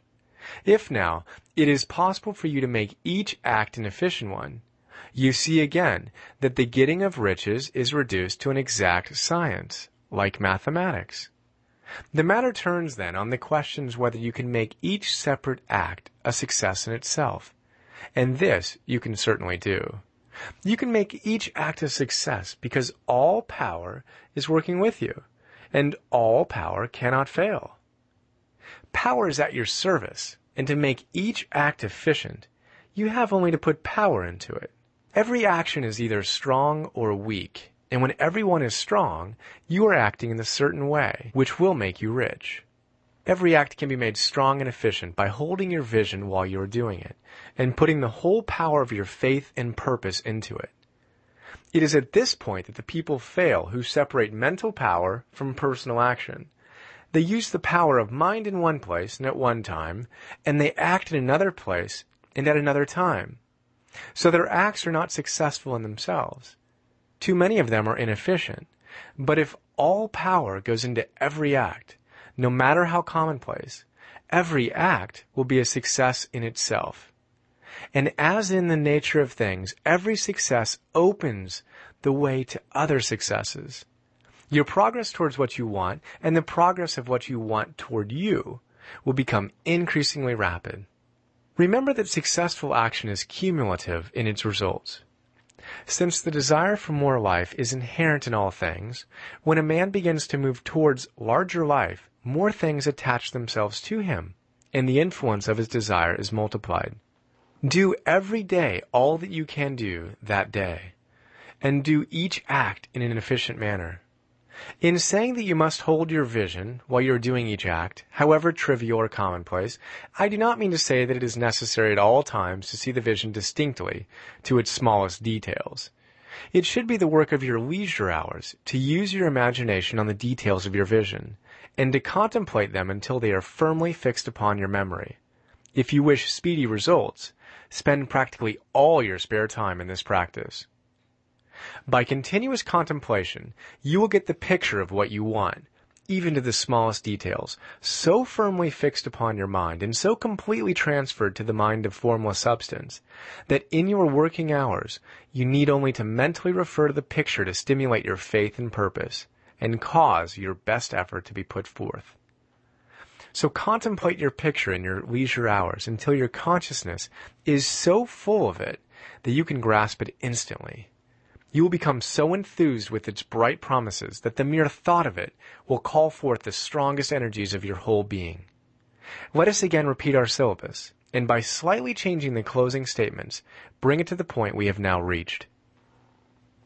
There's a thinking stuff from which all things are made, and which, in its original state, permeates, penetrates, and fills the inner spaces of the universe. A thought in this substance produces the thing that is imaged by the thought. Man can form things in his thought, and, by impressing his thought upon formless substance, can cause the thing he thinks about to be created. In order to do this, man must pass from the competitive to the creative mind. He must form a clear mental picture of the things he wants, and do, with faith and purpose, all that can be done each day, doing each separate thing in an efficient manner. Chapter 13. Getting into the right business. Success in any particular business depends for one thing upon your possessing in a well-developed state the faculties required in that business. Without good musical faculty, no one can succeed as a teacher of music. Without well-developed mechanical faculties, no one can achieve great success in any of the mechanical trades. Without tact and the commercial faculties, no one can succeed in a mercantile pursuit. And to possess in a well-developed state the faculties required in your particular vocation does not ensure getting rich. There are musicians who have remarkable talent, and who yet remain poor, There are blacksmiths, carpenters, and so on who have excellent mechanical ability, but who do not get rich. And there are merchants with good faculties for dealing with men who nevertheless fail. The different faculties are tools. It is essential to have good tools, but it is also essential that the tools should be used in the right way. No man can take a sharp saw, a square, a good plane, and so on, and build a handsome article of furniture. Another man can take the same tools and set to work to duplicate the article, but his production will be a botch. He does not know how to use good tools in a successful way. The various faculties of your mind are the tools with which you must do the work, which is to make you rich. It will be easier for you to succeed if you get into a business for which you are well equipped with mental tools. Generally speaking, you will do best in that business which will use your strongest faculties, the one for which you are naturally best fitted. But there are limitations to this statement also. No man should regard his vocation as being irrevocably fixed by the tendencies with which he was born. You can get rich in any business, for if you have not the right talent, you can develop that talent. It merely means that you will have to make your tools as you go along, instead of confining yourself to the use of those with which you were born. It will be easier for you to succeed in a vocation for which you already have the talents in a well-developed state, but you can succeed in any vocation, for you can develop any rudimentary talent, and there is no talent of which you have not at least the rudiment. You will get rich most easily in point of effort if you do that for which you are best fitted, but you will get rich most satisfactorily if you do that which you want to do. Doing what you want to do is life, and there is no real satisfaction in living if we are compelled to be forever doing something that we do not like to do, and can never do what we want to do. And it is certain that you can do what you want to do. The desire to do it is proof that you have within you the power which can do it. Desire is a manifestation of power. The desire to play music is the power which can play music, seeking expression and development. The desire to invent mechanical devices is the mechanical talent seeking expression and development. Where there is no power, either developed or undeveloped, to do a thing, there is never any desire to do that thing. And where there is strong desire to do a thing, it is certain proof that the power to do it is strong, and only requires to be developed and applied in the right way. All things else being equal, it is best to select the business for which you have the best developed talent. But if you have a strong desire to engage in any particular line of work, you should select that work as the ultimate end at which you aim. You can do what you want to do, and it is your right and privilege to follow the business or avocation which will be most congenial and pleasant. You are not obliged to do what you do not like to do, and should not do it except as a means to bring you to the doing of the thing you want to do. If there are any past mistakes whose consequences have placed you in an undesirable business or environment, you may be obliged for some time to do what you do not like to do. But you can make the doing of it pleasant by knowing that it is making it possible for you to come to the doing of what you want to do. If you feel that you are not in the right vocation, do not act too hastily in trying to get into another one. The best way generally to change business or environment is by growth. Do not be afraid to make a sudden and radical change if the opportunity is presented, and you feel after careful consideration that it is the right opportunity. But never take sudden or radical action when you are in a doubt as to the wisdom of doing so. There is never any hurry on the creative plane, and there is no lack of opportunity. When you get out of the competitive mind, you will understand that you never need to act hastily. No one else is going to beat you to the thing you want to do. There is enough for all. If one space is taken, another and a better one will be opened for you a little farther on. There's plenty of time. When you are in doubt, wait. Fall back on the contemplation of your vision, and increase your faith and purpose. And by all means, in times of doubt and indecision, cultivate gratitude. A day or two spent in contemplating the vision of what you want, and in earnest thanksgiving that you are getting it, will bring your mind into such close relationship with the Supreme that you will make no mistake when you do act. There's a mind which knows all there is to know, and you can come into close unity with this mind by faith and the purpose to advance in life, if you have deep gratitude.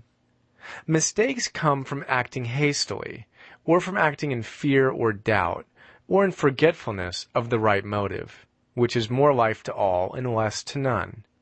As you go on in a certain way, opportunities will come to you in increasing number, and you will need to be very steady in your faith and purpose, and to keep in close touch with the All-Mind by reverent gratitude.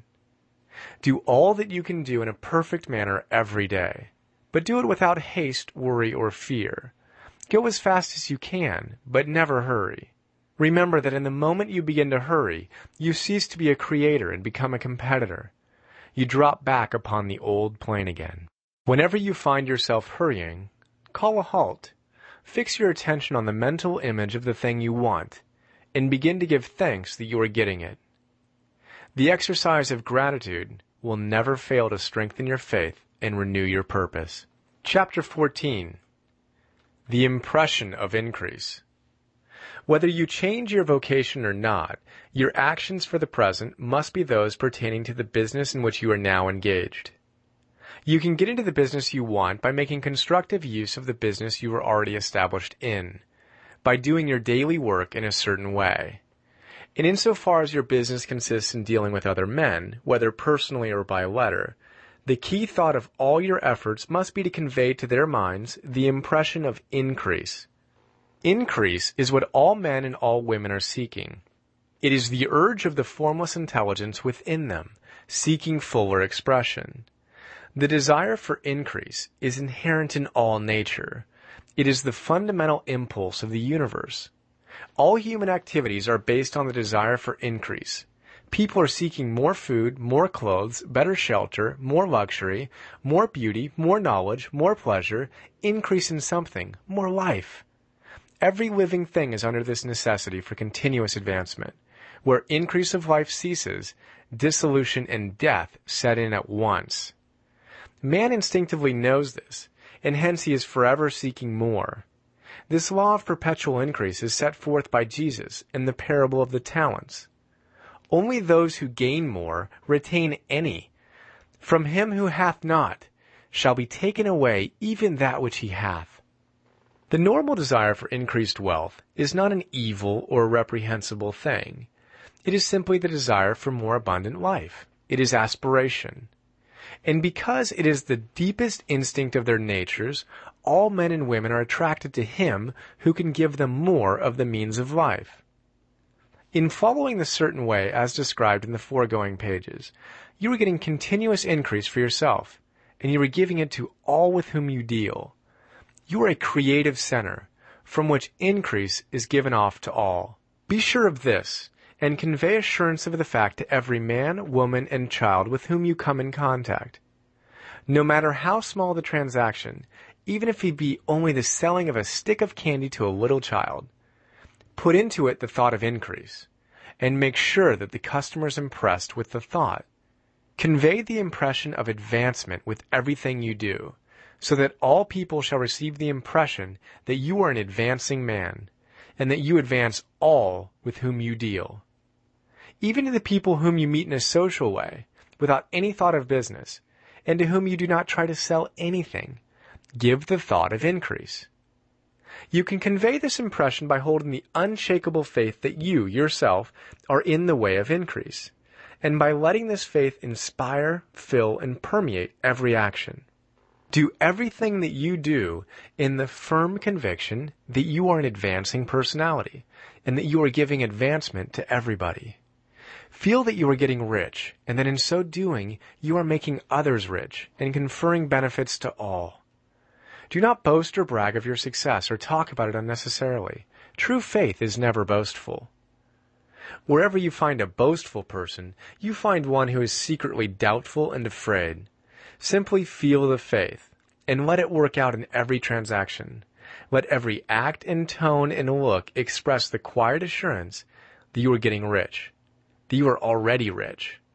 Words will not be necessary to communicate this feeling to others. They will feel the sense of increase when in your presence, and will be attracted to you again. You must so impress others that they will feel that in associating with you, they will get increase for themselves. See that you give them a use value greater than the cash value you are taking from them.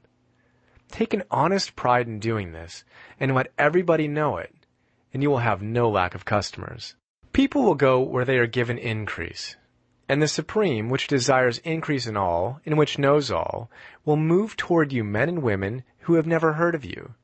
Your business will increase rapidly, and you will be surprised at the unexpected benefits which will come to you.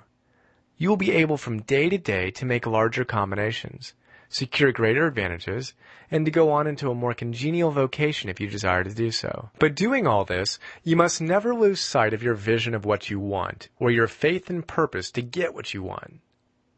Let me here give you another word of caution in regard to motives. Beware of the insidious temptation to seek for power over other men. Nothing is so pleasant to the unformed or partially developed mind as the exercise of power or dominion over others. The desire to rule for selfish gratification has been the curse of the world. For countless ages, kings and lords have drenched the earth with blood in their battles to extend their dominions. This not to seek more life for all, but to give more power for themselves. Today, the main motive in the business and industrial world is the same. Men marshal their armies of dollars and lay waste the lives and hearts of millions in the same mad scramble for power over others. Commercial kings, like political kings, are inspired by the lust for power. Jesus saw in this desire for mastery the moving impulse of that evil world he sought to overthrow. Read the 23rd chapter of Matthew and see how he pictures the lust of the Pharisees to be called master, to sit in the high places, to domineer over others, and to lay burdens on the backs of the less fortunate. And note how he compares this lust for dominion with the brotherly seeking for the common good to which he calls his disciples. Look out for the temptation to seek for authority, to become a master, to be considered as one who is above the common herd, to impress others by lavish display, and so on. The mind that seeks for mastery over others is the competitive mind, and the competitive mind is not the creative one.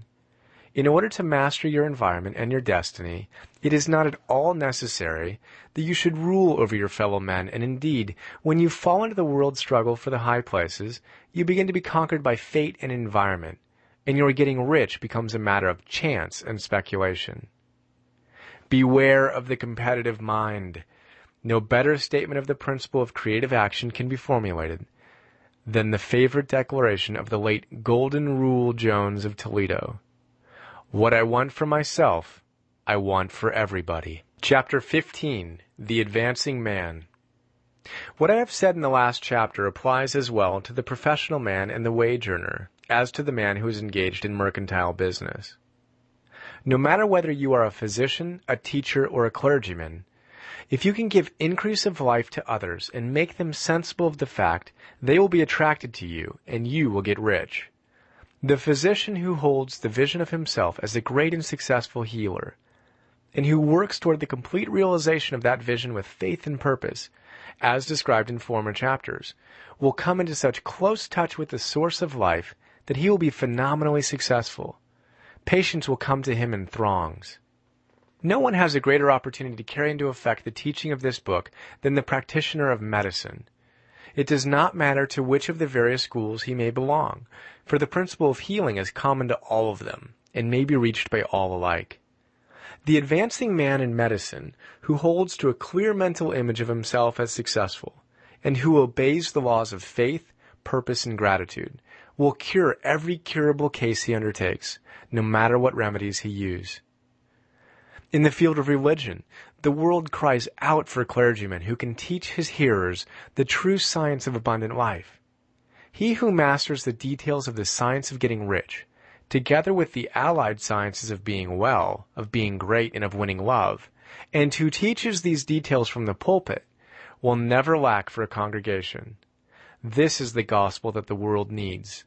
It will give increase of life, and men will hear it gladly, and will give liberal support to the man who brings it to them. What is now needed is a demonstration of the science of life from the pulpit. We want preachers who can not only tell us how, but who in their own persons will show us how. We need the preacher who will himself be rich, healthy, great, and beloved, to teach us how to attain these things. And when he comes, he will find a numerous and loyal following. The same is true of the teacher who can inspire the children with the faith and purpose of the advancing life. He will never be out of a job, and any teacher who has this faith and purpose can give it to his pupils. He cannot help giving it to them if it is part of his own life and practice. What is true of the teacher, preacher, and physician is true of the lawyer, dentist, real estate man, insurance agent, of everybody. The combined mental and personal action I have described is infallible. It cannot fail. Every man and woman who follows these instructions steadily, perseveringly, and to the letter will get rich. The law of the increase of life is as mathematically certain in its operation as the law of gravitation. Getting rich is an exact science. The wage earner will find this as true of his case as of any of the others mentioned. Do not feel that you have no chance to get rich because you are working where there is no visible opportunity for advancement, where wages are small and the cost of living high. Form your clear mental vision of what you want and begin to act with faith and purpose. Do all the work you can do every day and do each piece of work in a perfectly successful manner. Put the power of success and the purpose to get rich into everything that you do. But do not do this merely with the idea of currying favor with your employer, in the hope that he or those above you will see your good work and advance you. It's not likely that they will do so. The man who is merely a good workman, filling his place to the very best of his ability and satisfied with that, is valuable to his employer. And it is not to the employer's interest to promote him. He's worth more where he is. To secure advancement, something more is necessary than to be too large for your place. The man who is certain to advance is the one who is too big for his place, and who has a clear concept of what he wants to be, who knows that he can become what he wants to be, and who is determined to be what he wants to be. Do not try to more than fill your present place with a view of pleasing your employer. Do it with the idea of advancing yourself. Hold the faith and purpose of increase during work hours, after work hours, and before work hours. Hold it in such a way that every person who comes in contact with you, whether foreman, fellow workman, or social acquaintance, will feel the power of purpose radiating from you, so that everyone will get the sense of advancement and increase from you. Men will be attracted to you, and if there is no possibility for advancement in your present job, you will very soon see an opportunity to take another job. There is a power which never fails to present opportunity to the advancing man who is moving in obedience to law. God cannot help helping you if you act in a certain way. He must do so in order to help himself. There is nothing in your circumstances or in the industrial situation that can keep you down. If you cannot get rich working for the Steel Trust, you can get rich on a 10-acre farm. And if you begin to move in a certain way, you will certainly escape from the clutches of the Steel Trust and get on to the farm or wherever else you wish to be. If a few thousands of its employees would enter upon the certain way, this Steel Trust would soon be in a bad plight. It would have to give its working men more opportunity or go out of business. Nobody has to work for a trust. The trust can keep men in so-called hopeless conditions only so long as there are men who are too ignorant to know of the science of getting rich, or too intellectually slothful to practice it. Begin this way of thinking and acting, and your faith and purpose will make you quick to see any opportunity to better your condition. Such opportunities will speedily come, for the Supreme, working in all, and working for you, will bring them before you. Do not wait for an opportunity to be all that you want to be. When an opportunity to be more than you are now is presented, and you feel impelled toward it, take it. It will be the first step toward a greater opportunity. There is no such thing possible in this universe as a lack of opportunities for the man who is living the advancing life. It is inherent in the constitution of the cosmos that all things shall be for him and work together for his good, and he must certainly get rich if he acts and thinks in a certain way. So let wage-earning men and women study this book with great care and enter with confidence upon the course of action it prescribes. It will not fail. Chapter 16. Some cautions and concluding observations. Many people will scoff at the idea that there is an exact science of getting rich, holding the impression that the supply of wealth is limited. They will insist that social and governmental institutions must be changed before even any considerable number of people can acquire a competence. But this is not true. It is true that existing governments keep the masses in poverty, but this is because the masses do not think and act in a certain way. If the masses begin to move forward, as suggested in this book, neither governments nor industrial systems can check them. All systems must be modified to accommodate the forward movement. If the people have the advancing mind, have the faith that they can become rich, and move forward with the fixed purpose to become rich, nothing can possibly keep them in poverty. Individuals may enter upon the certain way at any time and under any government and make themselves rich. And when any considerable number of individuals do so under any government, they will cause the system to be so modified as to open the way for others. The more men who get rich on the competitive plane, the worse for others. The more men who get rich on the creative plane, the better for others. The economic salvation of the masses can only be accomplished by getting a large number of people to practice the scientific method set down in this book and become rich. These will show others the way and inspire them with a desire for real life, with the faith that it can be attained, and with the purpose to attain it.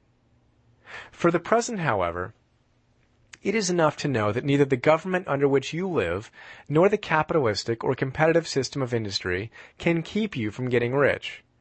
When you enter upon the creative plane of thought, you will rise above all these things and become a citizen of another kingdom.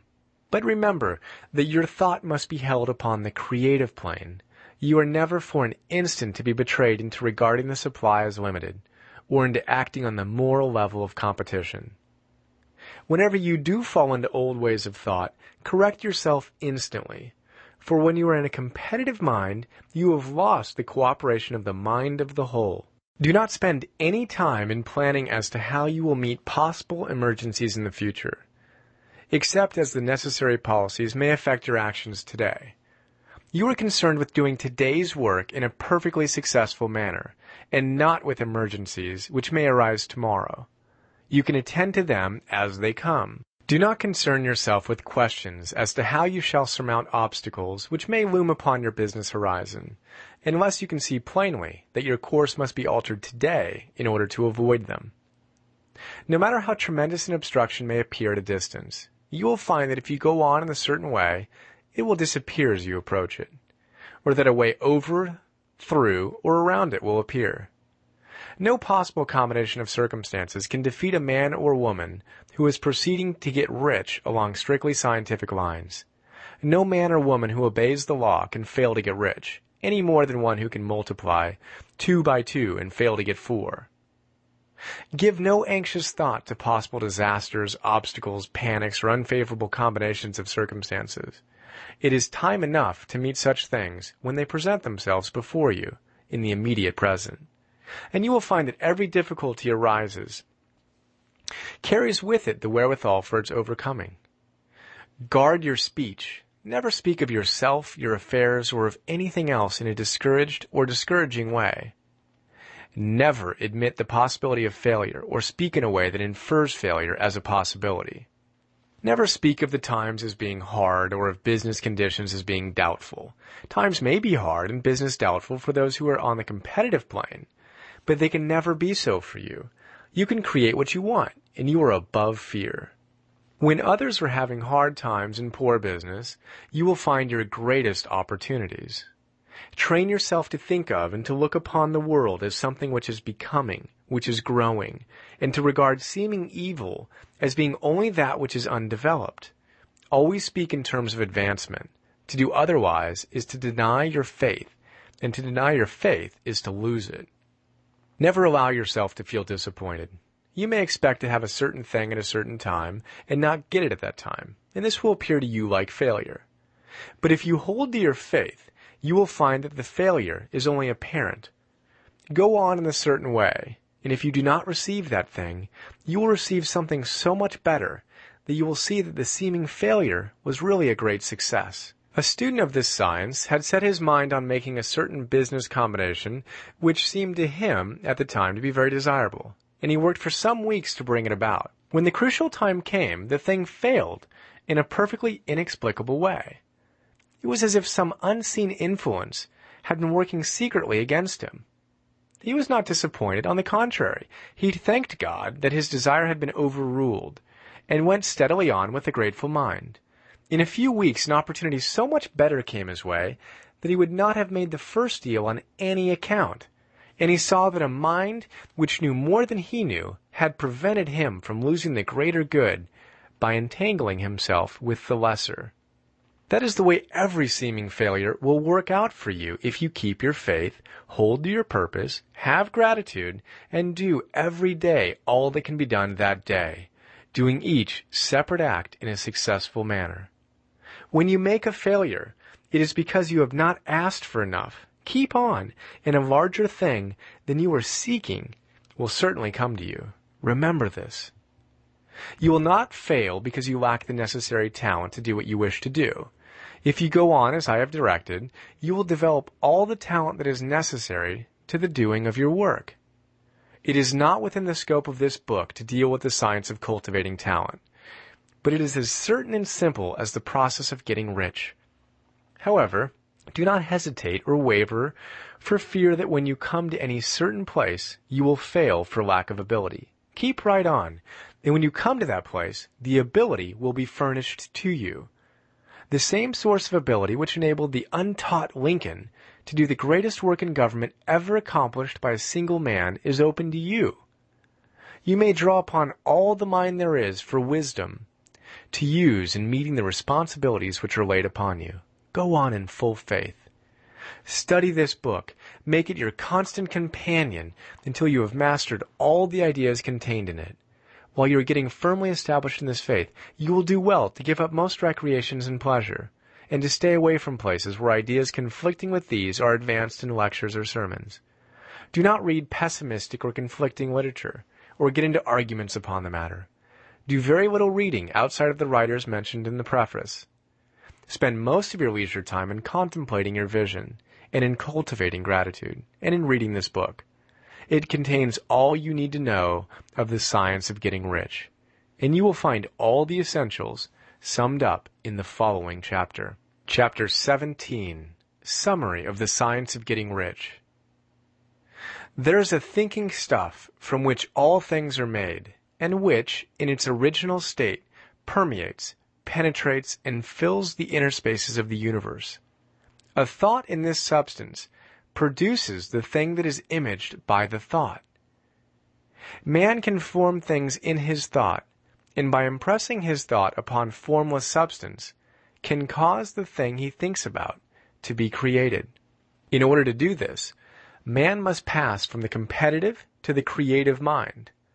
Otherwise, he cannot be in the harmony with the formless intelligence, which is always creative and never competitive in spirit. Man may come into full harmony with the formless substance by entertaining a lively and sincere gratitude for the blessings it bestows upon him.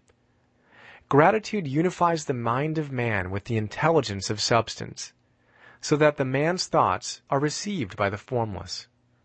Man can remain upon the creative plane only by uniting himself with the formless intelligence through a deep and continuous feeling of gratitude. Man must form a clear and definite mental image of the things he wishes to have, to do, or to become, and he must hold this mental image in his thoughts while being deeply grateful to the Supreme that all his desires are granted to him. The man who wishes to get rich must spend his leisure hours in contemplating his vision, and in earnest thanksgiving that the reality is being given to him. Too much stress cannot be laid on the importance of frequent contemplation of the mental image, coupled with unwavering faith and devout gratitude. This is the process by which the impression is given to the formless, and the creative forces set in motion. The creative energy works through the established channels of natural growth and of the industrial and social order. all that is included in his mental image will surely be brought to the man who follows the instructions given above, and whose faith does not waver. What he wants will come to him through the ways of established trade and commerce.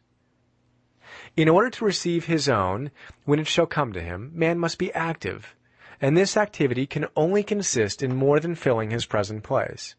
He must keep in mind the purpose, to get rich through the realization of his mental image, and he must do, every day, all that can be done that day. Taking care to do each act in a successful manner, he must give to every man a use value in excess of the cash value he receives, so that each transaction makes for more life. And he must so hold the advancing thought that the impression of increase will be communicated to all with whom he comes in contact. The men and women who practice the foregoing instructions will certainly get rich. And the riches they receive will be in exact proportion to the definiteness of their vision, the fixity of their purpose, the steadiness of their faith, and the depth of their gratitude. The end.